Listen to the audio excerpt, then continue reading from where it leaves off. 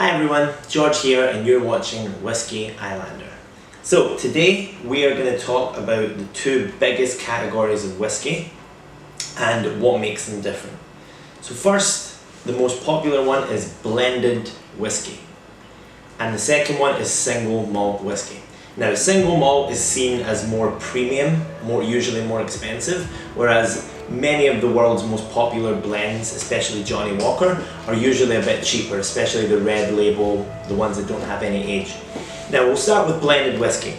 Blended whiskey means that it's a mix of many different casks, many different kinds of whiskey from different distilleries. So it can be, here it says that this edition is from Blair Athol, Cardew, Strathmill, different distilleries that bring all their whiskey, mix it together, both malt and grain whiskey, so whiskey that's made just from malted barley and whiskey that's made from other grains, and they blend it together to create blended whiskey.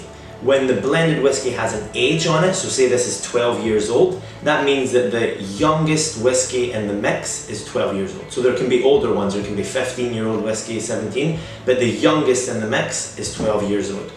So that's blended whiskey. Many different distilleries, malt and grain whiskey, all come together for this. Now a single malt whiskey, and the reason this is seen as more premium, better, and usually more expensive is because single malt means it comes from one distillery only, so it can't come from different sites. Here we have the Kavalan single malt whiskey, the Distiller Select. This comes only from whiskey at Kavalan, and it's only malt whiskey made from malted barley, not grain whiskey. So single malts some people think it's from only one barrel or it's only one batch. That's not true. Single malts are usually many different casks or barrels from that one distillery mixed together to make the single malt. Again, if it's 12 years old, it means the youngest whiskey in the mix is 12 years old. If it's 20 years old, the youngest one is 20 years old, and it goes like that. The other categories that comes from a single barrel is called single cask whiskey. So if it's a single cask whiskey, that's only one barrel. But single malt is a mix of different ones. So that's the two differences between blended and single malt whiskey.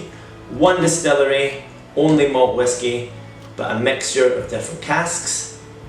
Many different distilleries, both malt and grain whiskey, and yeah, usually bigger batches and a bit cheaper. So that's all for today. Hope we help you guys understand the difference between blended and single malt whiskey, and we'll see you next time for our upcoming episodes. Have a great day. That smells really good actually.